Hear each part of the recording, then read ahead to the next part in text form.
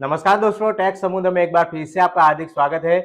Friends, आज हमारे area में लाइट नहीं है, सो मैं अपने रिश्तेदारों के घर पे आके वीडियो शूट कर रहा हूं। तो आज हम कोई नया टॉपिक नहीं सीखने वाले हैं, लेकिन हमने कल जो टॉपिक सीखा था क्लियर प्रॉपर्टी के बारे में, उसी का एक एग्जाम्पल हम समझने वाले हैं।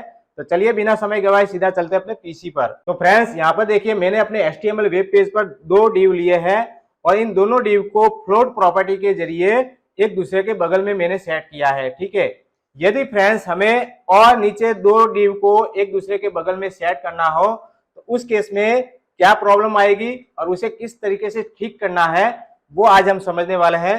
तो चलिए सबसे पहले मैं इन दोनों डिव की एक कॉपी बना लेता हूं। ठीक है फ्रेंड्स, मैंने यहाँ पर दोनों डिव की कॉपी की और इन दोनों डिव की जो क्लास है वो मैंने रखी टॉप डिव 1 और इसका जो CSS है कुछ हमने इस तरीके से किया है।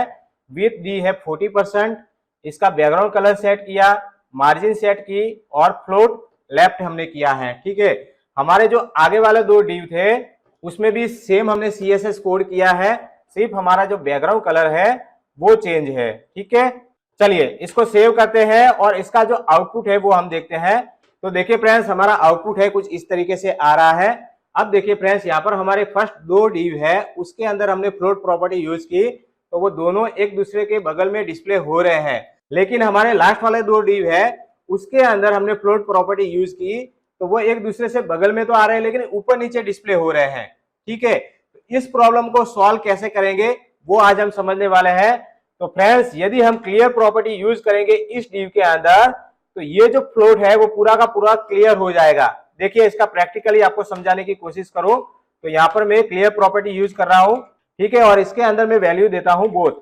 ठीक है, सेव किया और यहाँ पे रिफ्रेश किया तो देखिए फ्रेंड्स, हमारे दोनों ब्लू बैकग्राउंड वाले जो डिव है उसके अंदर हमने फ्लोट प्रॉपर्टी यूज की, लेकिन क्लियर प्रॉपर्टी यूज करने की वजह से वो फ्लोट जो है वो क्लियर हो गया और जिसकी वजह से ये दोनों डिव एक दूसरे के बगल में डिस्प्ले न होकर एक दूसरे के ऊपर नीचे डिस्प्ले हो रहे हैं। ठीक है, तो ये तो हमारी प्रॉब्लम सॉल्व नहीं हुई। तो इस प्रॉब्लम का सॉल्यूशन क्या? तो चलिए इस प्रॉब्लम के सॉल्यूशन के लिए हमें एक और डिव लेना होगा। ठीक है फ्रेंड्स, यहाँ पर मैंने एक और डिव लिया जिसके अंदर मैंने क्लास रखा है क्लियर डिव।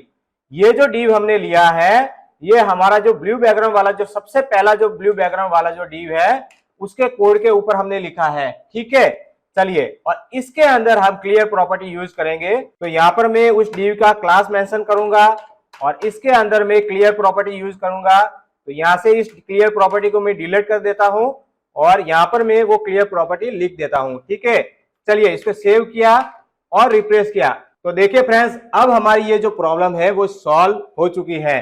देखिए ऊपर वाले दोनों डिव एक दूसरे के बगल में डिस्प्ले हो रहे हैं एक ही लाइन में, सेम उसी तरह नीचे वाले दोनों डिव एक ही लाइन में एक दूसरे के बगल में डिस्प्ले हो रहे हैं। तो उम्मीद है आज का हमारा ये जो टॉपिक है आपको अच्छे से समझ में आ गया होगा। कोई भी क्वेरी हो, कोई भी क्वेश्चन हो तो वीडियो के कमेंट बॉक्स में कमेंट करके जरूर बताइएगा। चलिए इसी के साथ इस वीडियो को यहीं पे समाप्त करते हैं।